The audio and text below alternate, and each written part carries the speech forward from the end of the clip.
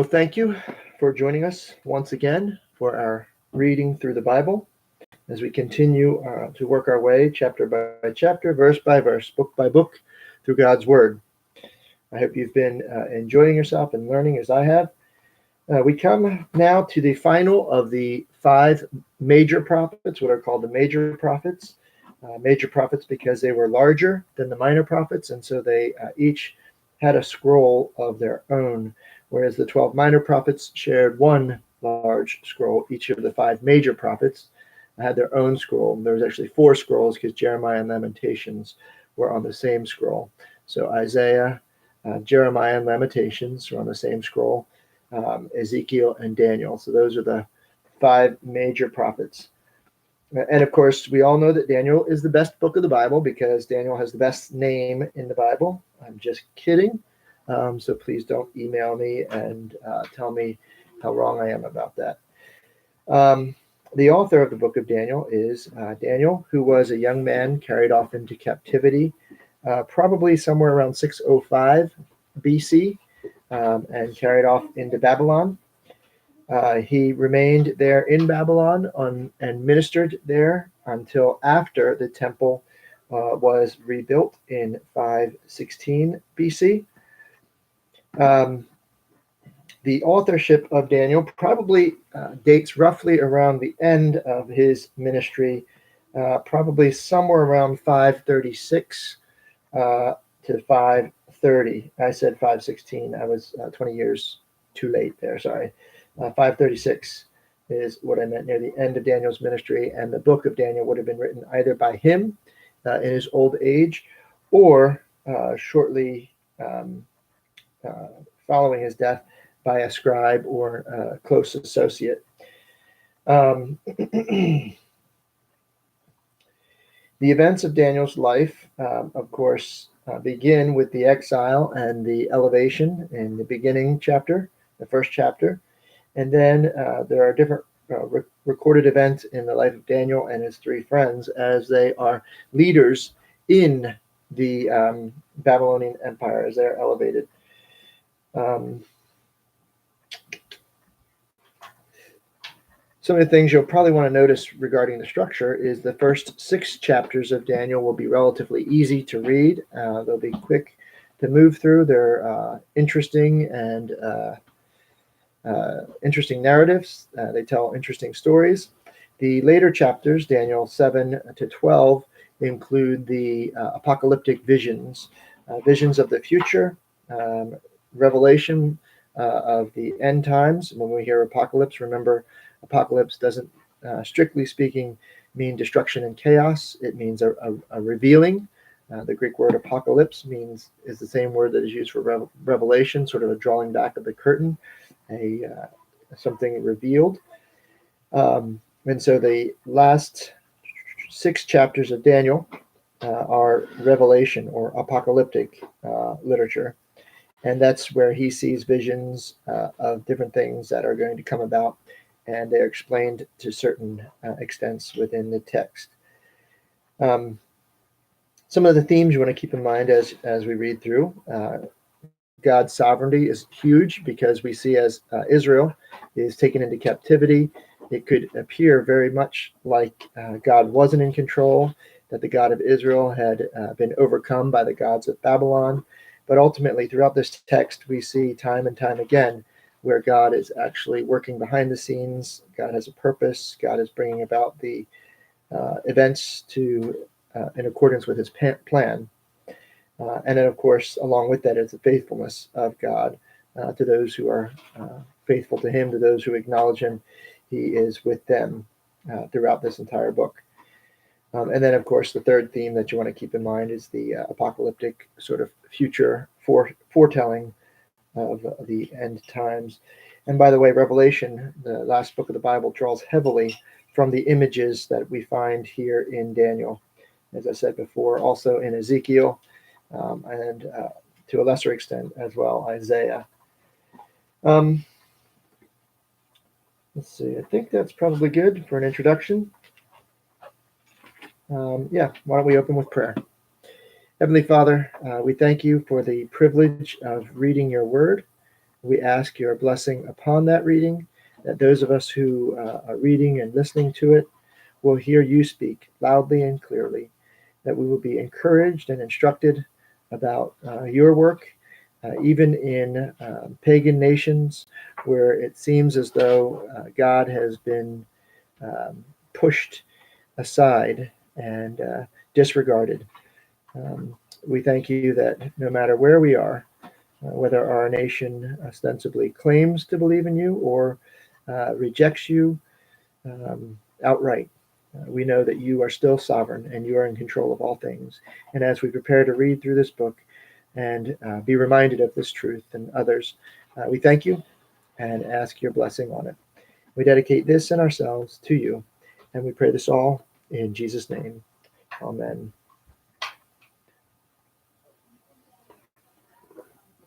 Daniel chapter 1. In the third year of the reign of Jehoiakim, king of Judah, Nebuchadnezzar, king of Babylon, came to Jerusalem and besieged it. And the Lord delivered King Jehoiakim, king of Judah, into his hand, along with some of the articles from the temple of God. These he carried off to the temple of his God in Babylonia, and put it in the treasure house of his God. When the king ordered Ashpenaz, chief of his court officials, to bring some of the Israelites from the royal family and the nobility, young men without any physical defect, handsome, showing aptitude for every kind of learning, well informed, quick to understand, and qualified to serve in the king's palace. He was to teach them the language and literature of the Babylonians. The king assigned them a daily amount of food and wine from the king's table. They were to be trained for 3 years, and after that they were to enter the king's service. Among these were some from Judah: Daniel, Hananiah, Mishael, and Azariah. The chief official gave them new names. To Daniel the name Belshazzar, to Hananiah Shadrach, to Mishael Meshach, and to Azariah Abednego. But Daniel resolved not to defile himself with the royal food and wine, and he asked the chief official for permission not to defile himself in this way. Now God had caused the official to show favor and sympathy to Daniel, but the official told Daniel, "I am afraid of my lord the king, who has assigned you your food and drink. Why should he see you looking worse than the other young men of your age? The king would then have my head because of you." But Daniel then said to the guard, whom the chief official had appointed over Daniel, Hananiah, Mishael, and Azariah, "Please test your servants for 10 days. Give us nothing but vegetables to eat and water to drink. Then compare our appearance with that of the young men who eat the royal food, and treat your servants in accordance with what you see." So he agreed to this and tested them for 10 days. At the end of the 10 days, they looked healthier and better nourished than any of the young men who ate the royal food. So the guard took away their choice food and the wine they were to drink, and gave them vegetables instead. To these 4 young men God gave knowledge and understanding of all kinds of literature and learning, and Daniel could understand visions and dreams of all kinds. At the end of the time set by the king to bring them in, the chief official presented them to Nebuchadnezzar. The king talked with them, and he found none equal to Daniel, Hananiah, Mishael, and Azariah. So they entered the king's service, and every matter of wisdom and understanding about which the king questioned them, he found them 10 times better than all the magicians and enchanters in the whole kingdom. And Daniel remained there until the first year of King Cyrus. And we know King Cyrus takes control in 539, so we know exactly when Daniel was relieved of his duty, either because as an old man he had um, lost the ability to continue uh, helping. Perhaps he got sick or died, or perhaps at that time the new king, just wanted new people to serve him. So we come now to chapter 2, Nebuchadnezzar's dream. In the second year of his reign, Nebuchadnezzar had dreams. His mind was troubled. He could not sleep. So the king summoned the magicians, enchanters, sorcerers, and astrologers to tell him what he had dreamed. When they came in and stood before the king, he said to them, I have had a dream that troubles me, and I want to know what it means. Then the astrologers answered the king in Aramaic, O king, live forever. Tell your servants the dream, and we will interpret it. The king replied to the astrologers, This is what I have firmly decided. If you do not tell me what my dream was and interpret it, I will have you cut into pieces, and your houses turned into piles of rubble. But if you tell me the dream and explain it, you will receive from me gifts and rewards and great honor. So tell me the dream and interpret it for me. Once more they replied, Let the king tell his servants the dream, and we will interpret it. The king answered, I am certain that you are trying to gain time, because you realize that this is what I have firmly decided. If you do not tell me the dream, there is just one penalty for you. You have conspired to tell me misleading and wicked things, hoping the situation will change. So then tell me the dream, and I will know that you can interpret it for me. The astrologers answered the king, There's not a man on earth who could do what the king asked. No king, however great and mighty, has ever asked such a thing of any magician or enchanter or astrologer. What the king asks is too difficult. No one can reveal it to the king except the gods, and they do not live among men. This made the king so angry and furious that he ordered the execution of all the wise men of Babylon. So the decree was issued to put the wise men to death, and the men were sent to look for Daniel and his friends to put them to death. When Arioch, the commander of the king's guard, had gone out to put to death the wise men of Babylon, Daniel spoke to him with wisdom and tact. He asked the king's officer, Why did the king issue such a harsh decree? Arioch then explained the matter to Daniel, and at this Daniel went in to the king and asked for time so that he might interpret the dream for him. He urged them to plead for mercy from the God of heaven concerning this mystery, so he and his friends might not be executed, and the rest of the wise men of Babylon. During the night, the mystery was revealed to Daniel in a vision. Then Daniel praised God, the God of heaven, and said, Praise be to the name of God forever and ever. Wisdom and power are his. He changes times and seasons. He sets up kings and deposes them. He gives wisdom to the wise and knowledge to the discerning. He reveals deep and hidden things. He knows what lies in darkness, and light dwells with him. I thank and praise you, O God of my fathers. You have given me wisdom and power. You have made known to me what we asked of you. You have made known to us the dream of the king. Then Daniel went to Arioch, whom the king had appointed to execute the wise men of Babylon. The king asked Daniel, who also called Belshazzar, Are you able to tell me what I saw in my dream and interpret it? Daniel replied, No wise Nebuchadnezzar, what will happen in days to come. Your dream and the visions that pass through your mind as you lay on your bed are these. Notice Daniel is giving full credit to God from the get-go. He's making it very clear who it is that's interpreting the dream, and it's not him. As you were lying there, O king, your mind and the revealer of mysteries showed you, and before you stood a large statue, an enormous, dazzling statue, awesome in appearance. The head of the statue was made of pure gold, and its chest and arms of silver, its belly and thighs of bronze, its legs of iron, and its feet partly of iron and part of baked clay. While you were watching, a rock was cut out, but not by human hands. It struck the statue on his feet of iron and clay and smashed them. Then the iron, the clay, the bronze, the silver, and the gold were broken to pieces at the same time and became like chaff on the threshing floor in the summer. The wind swept them away without leaving a trace. But the rock that struck the statue became a huge mountain and filled the whole earth. This was the dream, and now we will interpret it to the king.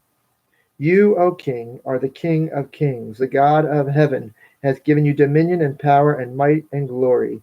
In your hands he has placed mankind, and the beasts of the field, and the birds of the air. Wherever they live, he has made you ruler over them, that you are that head of gold. After you, another kingdom will rise, inferior to yours. Next, a third kingdom of one of bronze, will rule over the whole earth. Finally, there will be a fourth kingdom, strong as iron, for iron breaks and smashes everything. And as iron breaks things to pieces, so it will crush and break all the others, just as you saw that the feet and the toes were partly of baked clay and partly of iron, so this will be a divided kingdom. Yet it will have some of the strength of iron in it, even as you saw iron mixed with clay. As the toes were partly iron and partly clay, so this kingdom will be partly strong and partly brittle. And just as you saw the iron mixed with baked clay, so the people will be a mixture and will not remain united any more than iron mixes with clay. In the time of those kings, the God of heaven will set up a kingdom that will never be destroyed, nor will it be left to another people. It will crush all those kingdoms and bring them to an end, but it will itself endure forever. This is the meaning of the vision. The rock cut out of the mountain, but not by human hands. A rock that broke iron, the bronze, the clay, and the silver, and the gold to pieces. The great God has shown the king what will take place in the future. The dream is true and the interpretation is trustworthy. Then King Nebuchadnezzar fell prostrate before Daniel and paid him honor, and ordered that an offering and incense be presented to him. The king said to Daniel, "Surely your God is the God of gods and the Lord of kings and the revealer of mysteries, for you were able to reveal this mystery." Then the king placed Daniel in a high position and lavished many gifts on him. He made him ruler over the entire province of Babylon and placed him in charge of all its wise men. Moreover, at Daniel's request, the king appointed Shadrach, Meshach, and Abednego administrators over the province of Babylon, the province of Babylon, while Daniel himself remained at the royal court. There are a lot of parallels here between Daniel and the story of Joseph. The power of dreams and the interpretation of dreams, the faithfulness of Daniel and his friends, and the faithfulness of Joseph. So there's some significant parallelism going on here. Chapter 3. Nebuchadnezzar made an image of gold 90 feet high and 9 feet wide, and set it up on the plain of Dura in the province of Babylon. He then summoned the satraps, prefects, governors, advisors, treasurers, judges, magistrates, and all the other provincial officers to come to the dedication of the image he had set up. So the satraps, prefects, governors, advisors, treasurers, judges, magistrates, and all the other provincial officers assembled for the dedication of the image that King Nebuchadnezzar had set up, and they stood before it. Then the herald loudly proclaimed, "This is what you are commanded to do, O peoples, nations, and men of every language. As soon as you hear the sound of the horn, flute, zither, lyre, harp, pipes, and all kinds of music, you must fall down and worship the image of gold that King Nebuchadnezzar has set up. Whoever does not fall down and worship will immediately be thrown into a blazing furnace." Therefore, as soon as they heard the sound of the horn, flute, zither, lyre, harp, and all kinds of music, all the peoples, nations, and men of every language fell down and worshipped the image of gold that King Nebuchadnezzar had set up. At this time, some astrologers came forward and denounced the Jews. They said to King Nebuchadnezzar, "O king, live forever. You have issued a decree. You have issued a decree, O king, that everyone who hears the sound of the horn, flute, zither, lyre, harp, pipes, and all kinds of music must fall down and worship the image of gold, and that whoever does not fall down and worship will be thrown into a blazing furnace. But there are some Jews who you have set over the affairs of the province of Babylon, Shadrach, Meshach, and Abednego, who pay no attention to you, O king. They neither serve your gods nor worship the image of gold you have set up." Furious with rage, Nebuchadnezzar summoned Shadrach, Meshach, and Abednego. So these men were brought before the king, and Nebuchadnezzar said to them, "Is it true, Shadrach, Meshach, and Abednego, that you do not serve my gods or worship the image of gold I have set up? Now, when you hear the sound of the horn, flute, zither, harp, lyre, harp, pipes, and all kinds of music, if you are ready to fall down and worship the image I made, very good. But if you do not worship it, You will be thrown immediately into a blazing furnace. Then what God will be able to rescue you from my hand?" Shadrach, Meshach, and Abednego replied to the king, "O Nebuchadnezzar, we do not need to defend ourselves before you in this matter. If we are thrown into a blazing furnace, the God we serve is able to save us from it, and he will rescue us from your hand, O king. But even if he does not, we want you to know, O king, that we will not serve your gods or worship the image of gold you have set up."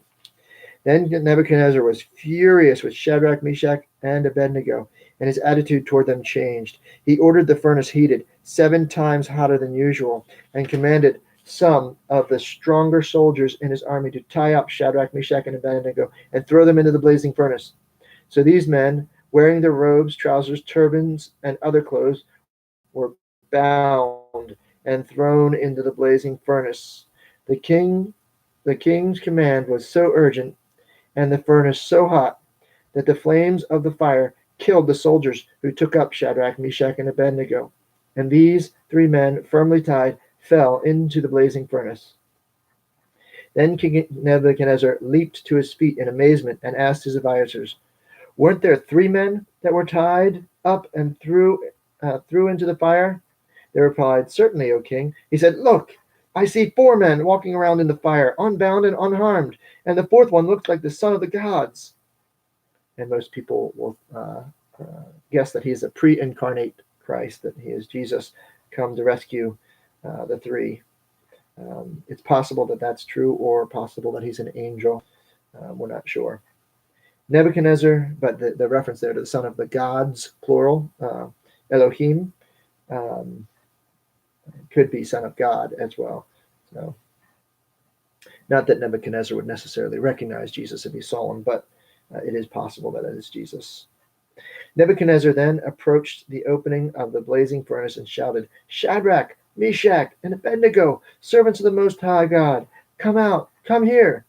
So Shadrach, Meshach, and Abednego came out of the fire, and the satraps, prefects, governors, and royal advisers crowded around them. They saw that the fire had not harmed their bodies, nor was a hair of their head singed. Their robes were not scorched, and there was no smell of fire on them. Then Nebuchadnezzar said, "Praise be to the God of Shadrach, Meshach, and Abednego, who had sent his angel and rescued his servants. They trusted in him and defied the king's command, and were willing to give up their lives rather than serve or worship any god except their own God. Therefore I decree that the people of any nation or language who say anything against the God of Shadrach, Meshach, and Abednego be cut into pieces, and their houses be torn into piles of rubble. For no other God can save in this way." Then he promoted Shadrach, Meshach, and Abednego in the province of Babylon. Some people wonder where Daniel was during all this. He could have been serving the king, off traveling, or maybe not in the area where the statue was, so he wasn't. He didn't have that conflict. But it is certain that he would not have bowed down as well. Chapter 4. King Nebuchadnezzar, to the peoples, nations, and men of every language who live in the world. This is a letter. May you prosper greatly. It is my pleasure to tell you about the miraculous signs and wonders that the Most High God has performed for me. How great are his signs, how mighty his wonders. His kingdom is an eternal kingdom. His dominion endures from generation to generation. I, Nebuchadnezzar, was at home in my palace, content and prosperous. I had a dream that made me afraid. As I was lying in bed, the image and visions that passed through my mind terrified me. So I commanded that all the wise men of Babylon be brought before me to interpret the dream for me. When the magicians, enchanters, astrologers, and diviners came, I told them the dream, but they could not interpret it for me. Finally, Daniel came into my presence and told me the dream. He is called Belshazzar, after the name of my God, and the spirit of the holy gods in him. I said, "Belshazzar, chief of the magicians, I know that the spirit of the holy gods is in you, and no mystery is too difficult for you." Remember, Nebuchadnezzar is a pagan. He believes in multiple gods, much like many people today do, in fact, that gods are equally valid and have different strengths and weaknesses, and that there's a whole plethora of gods. So he's talking about the holy gods. In some sense, he sees the God of Israel as the supreme God because he's able to do things that other gods aren't able to do, and he celebrates that. But his knowledge and understanding of God is very limited. He continues with this letter. Here is my dream. Interpret it for me. These are the visions I saw while lying in bed. I looked, and there before me stood a tree in the middle of the land. Its height was enormous. The tree grew large and strong, and its top touched the sky. It was visible to the ends of the earth. Its leaves were beautiful, its fruit abundant, and it was food for all. Under it, the beasts of the field found shelter, and the birds of the air lived in its branches. From it every creature was fed. In the vision I saw while lying in my bed, I looked, and there before me was a messenger, a holy one, coming down from heaven. He called in a loud voice, "Cut down the tree and trim off its branches, strip off its leaves and scatter its fruit. Let the animals flee from under it and the birds from its branches. But let the stump and its root, bound with iron and bronze, remain in the ground in the grass of the field. Let him be drenched with the dew of heaven, and let him live with the animals among the plants of the earth. Let his mind be changed from that of a man to that, and let him be given the mind of an animal till 7 times pass by for him." The decision is announced by messengers. The holy ones declare the verdict, so the living may know that the Most High is sovereign over the kingdoms of men and gives them to anyone he wishes, and sets over them the lowliest of men. This is the dream that I, King Nebuchadnezzar, had. Now, Belshazzar, tell me what it means, for none of the wise men of my kingdom can interpret it for me, but you can, because of the spirit of the holy gods in you. Then Daniel, also called Belshazzar, was greatly perplexed for a time, and his thoughts terrified him. So the king said, "Belshazzar, do not let the dream or its meaning alarm you." Belshazzar answered, "My lord, if only the dream applied to your enemies, and its meaning to your adversaries.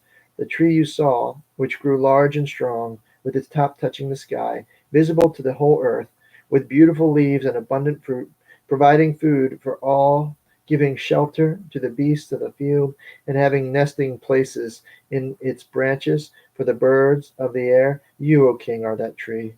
You have become great and strong. Your greatness has grown until it reaches the sky, and your dominion extends to the distant parts of the earth.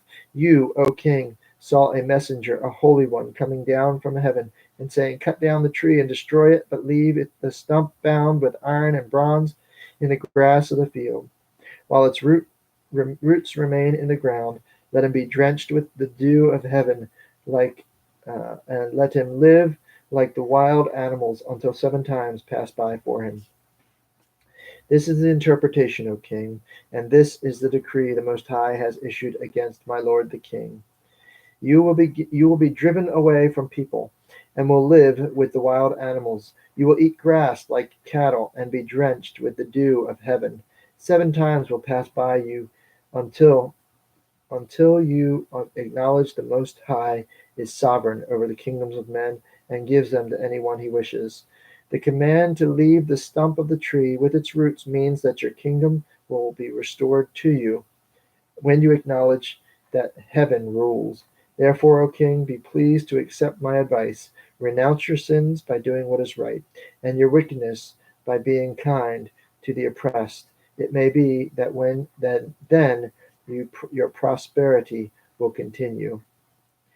All this happened to King Nebuchadnezzar 12 months later, as the king was walking on the roof of the palace of Babylon. He said, "Is not this the great Babylon I have built as a royal residence by my mighty power and for the glory of my majesty?" The words were still on his lips when a voice came from heaven. "This is what is decreed for you, King Nebuchadnezzar. Your royal authority has been taken from you. You will be driven away from people and will live with the wild animals. You will eat grass like cattle. 7 times will pass by you until you acknowledge that the Most High is sovereign over the kingdoms of men and gives them to anyone he wishes. Immediately, what had been said about Nebuchadnezzar was fulfilled. He was driven away from the people and ate grass like cattle. His body was drenched with the dew of heaven until his hair grew like the feathers of an eagle and his nails like the claws of a bird. At the end of that time, I, Nebuchadnezzar, and 7 times usually is understood to mean 7 years. At the end of that time, I, Nebuchadnezzar, raised my eyes toward heaven, and my sanity was restored. Then I praised the Most High. I honored and glorified him who lives forever.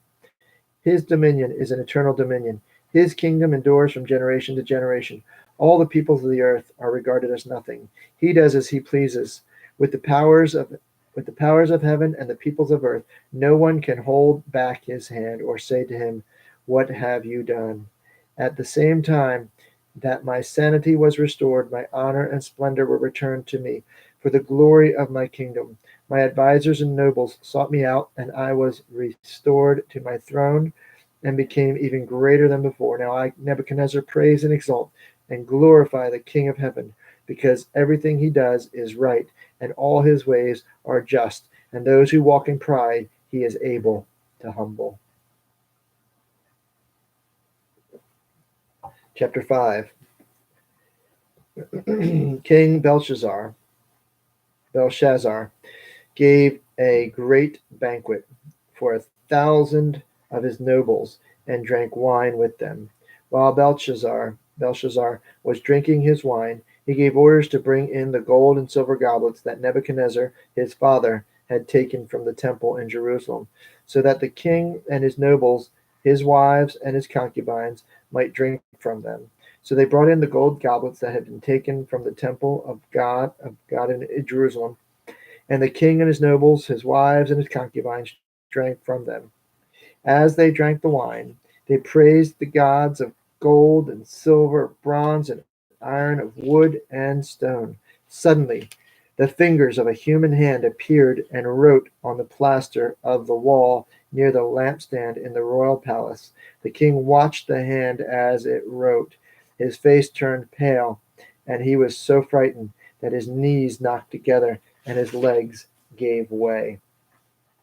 The king called out for the enchanters, astrologers, and diviners to be brought, and said to those wise men of Babylon, "Whoever reads this writing and tells me what it means will be clothed in purple and have a gold chain placed around his neck, and he will be made the third highest ruler in the kingdom." Then all the king's wise men came in, but they could not read the writing or tell the king what it meant. So King Belshazzar became even more terrified, and his face grew more pale. His nobles were baffled. The queen, hearing the voices of the king and nobles, came into the banquet hall. "O king, live forever," she said. "Don't be alarmed. Don't look so pale. There is a man in your kingdom who has the spirit of the holy gods in him. In the time of your father, he was found to have insight and intelligence and wisdom like that of the gods. King Nebuchadnezzar, your father the king, I say, appointed him chief of the magicians, enchanters, astrologers, and diviners. This man, Daniel, whom the king called Belteshazzar, was found to have a keen mind and a knowledge and understanding, and also the ability to interpret dreams and explain riddles and to solve difficult problems. Call for Daniel, and he will tell you what the writing means." So Daniel was brought before the king, and the king said to him, "Are you Daniel, one of the exiles my father, the king, brought from Judah? I have heard that the spirit of the gods is in you, and that you have insight, intelligence, and outstanding wisdom. The wise men and enchanters were brought before me to read this writing and tell me what it means, but they could not explain it. Now I have heard that you are able to give interpretations and to solve difficult problems. If you can read the writing and tell me what it means, you will be clothed in purple and have a gold chain placed around your neck, and you will be made the third highest ruler in the kingdom." Then Daniel answered the king, "You may keep your gift and give your rewards to someone else. Nevertheless, I will read the writing for the king and tell him what it means. O king, the Most High God gave your father Nebuchadnezzar sovereignty and greatness and glory and splendor. Because of the high position he gave him, all the peoples and nations and men of every language dreaded and feared him. Those the king wanted to put to death, he put to death. Those he wanted to spare, he spared. Those he wanted to promote, he promoted. And those he wanted to humble, he humbled. But when his heart became arrogant and hardened with pride, he was deposed from his royal throne and stripped of his glory. He was driven away from the people and given the mind of an animal. He lived with the wild donkeys and ate grass like cattle, and his body was drenched with dew, with the dew of heaven, until he acknowledged that the Most High God is sovereign over the kingdoms of men and sets over them anyone he wishes. But you, his son, O Belshazzar, have not humbled yourself, though you knew all this. Instead, you have set yourself up against the Lord of heaven. You had the goblets from his temple brought to you, and you and your nobles, your wives and your concubines drank wine from them. You praised the gods of silver and gold, bronze, iron, wood, and stone, which cannot see or hear or understand, but you did not honor the God who holds in his hand your life and all your ways. Therefore, he sent the hand that wrote the inscription. This is what the inscription. This is what the inscription that was. This is the inscription that was written. Mene, Mene, Tekel, Parsin. And this is what the words mean. Mene, God has numbered the days of your reign and brought it to an end. Tekel, you have been weighed on the scales and found wanting. Peres, your kingdom is divided and given to the Medes and the Persians. Then, at Belshazzar's command, David was clothed in purple, a gold chain was placed around his neck, and he was proclaimed the third highest ruler in the kingdom.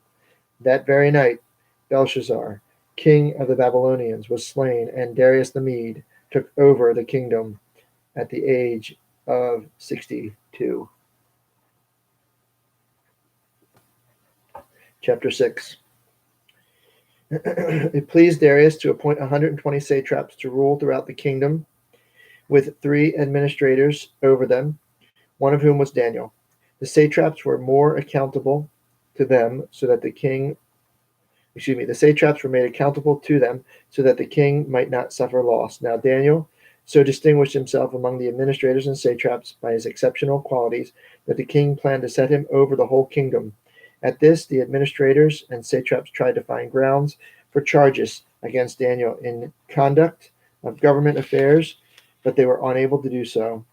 They could find no corruption in him, because he was trustworthy and neither corrupt nor negligent. Finally, these men said, "We will never find any basis for charges against the man Daniel unless it has something to do with the laws of his God." So the administrators and the satraps went as a group to the king and said, "O King Darius, live forever." The royal administrators, prefects, satraps, advisors, and governors have all agreed that the king should issue an edict and enforce the decree that anyone who prays to any god or man during the next 30 days, except to you, O king, shall be thrown into the lion's den. Now, O king, issue the decree and put it in writing so that it cannot be altered, in accordance with the laws of the Medes and Persians, which cannot be repealed. So Darius put the decree in writing. Now when Daniel learned that the decree had been published, he went home to his upstairs room where the windows opened toward Jerusalem. 3 times a day he got down on his knees and prayed, giving thanks to his God, just as he had done before. Then these men went to as a group and found Daniel praying and asking God for help. So they went to the king and spoke to him about his royal decree. "Did you not publish a decree that during the next 30 days anyone who prays to any god or man except to you, O king, will be thrown into the lion's den?" The king answered, "The decree stands in accordance with the laws of the Medes and Persians, which cannot be repealed." Then they said to the king, "Daniel, who is one of the exiles from Judah, pays no attention to you, O king, or the decree you put in writing. He still prays 3 times a day." When the king heard this, he was greatly distressed. He was determined to rescue Daniel and made every effort until sundown to save him. Then the men went as a group to the king and said, "Remember, O king, that according to to the law of the Medes and Persians, no decree or edict that the king issues can be changed. So the king gave an order, and they brought Daniel and threw him into the lion's den. The king said to Daniel, "May your God, whom you serve, continually rescue you."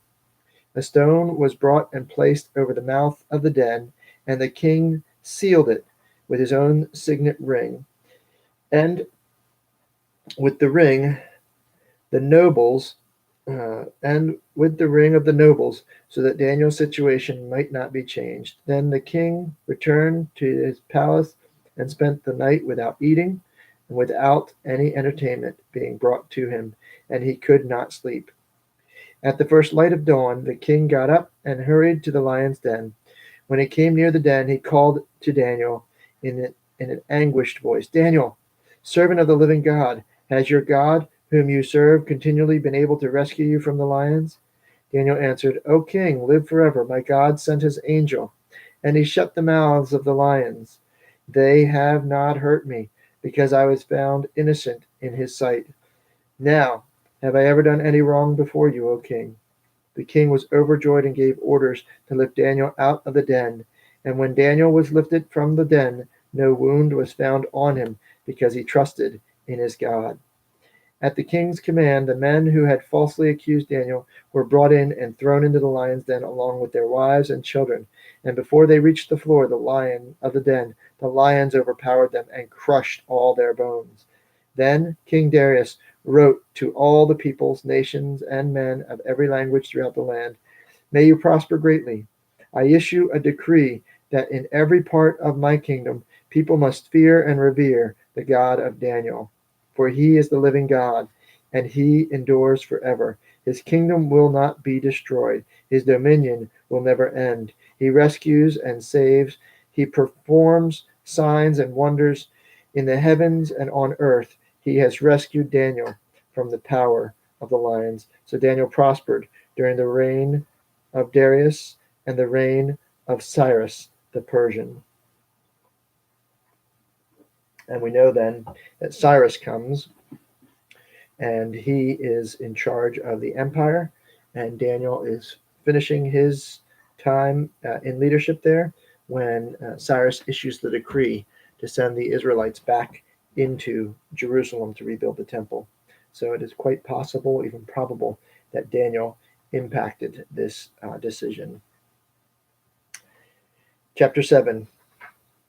And here we enter into the apocalyptic section of Daniel.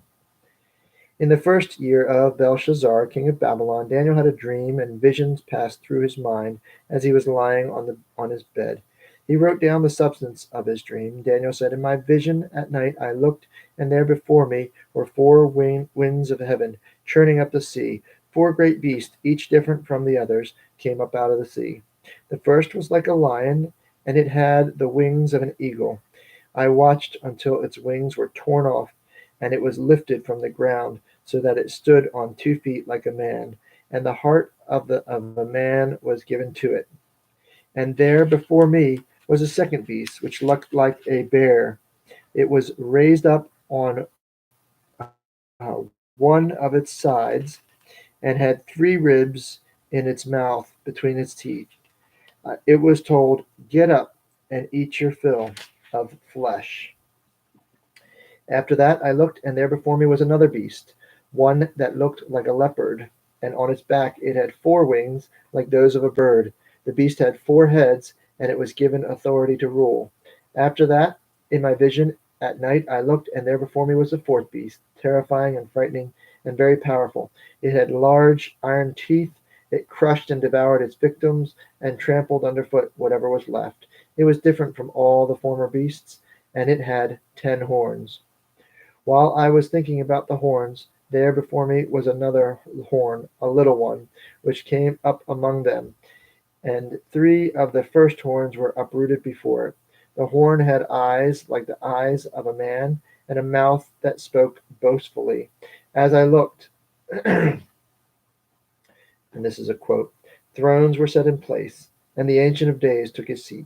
His clothing was as white as snow. The hair of his head was white like wool. His throne was flaming and fire, and its wheels were all ablaze. A river of fire was flowing, coming out from before him. Thousands upon thousands attended him. 10,000 times 10,000 stood before him. The court was seated, and the books were opened. Then I continued to watch because of the boastful words that the horn was speaking. I kept looking until the beast was slain and its body destroyed and thrown into a blazing fire. The other beasts had been stripped of their authority, but were allowed to live for a period of time. In my vision at night I looked, and there before me was one like the Son of Man, coming with the clouds of heaven. He approached the Ancient of Days and was led into his presence. He was given authority, glory, and sovereign power. All peoples, nations, and men of every language worshipped him. His dominion is an everlasting dominion that will not pass away, and his kingdom is one that will never be destroyed. That points back to Nebuchadnezzar's dream as well. I, Daniel, was troubled in spirit, and the visions that passed through my mind disturbed me. I approached one of those standing there and asked him the true meaning of all this. So he told me, and gave me the interpretation of these things. The four great beasts are four kingdoms that will rise from the earth, but the saints of the Most High will receive the kingdom and will possess it forever. Yes, forever and ever. Then I wanted to know the true meaning of the fourth beast, which was different from all the others, and the most terrifying, with its iron teeth and bronze claws. The beast was crushed and devoured its victims and trampled underfoot whatever was left. I also wanted to know about the 10 horns on its head, and about the other horn, the one that came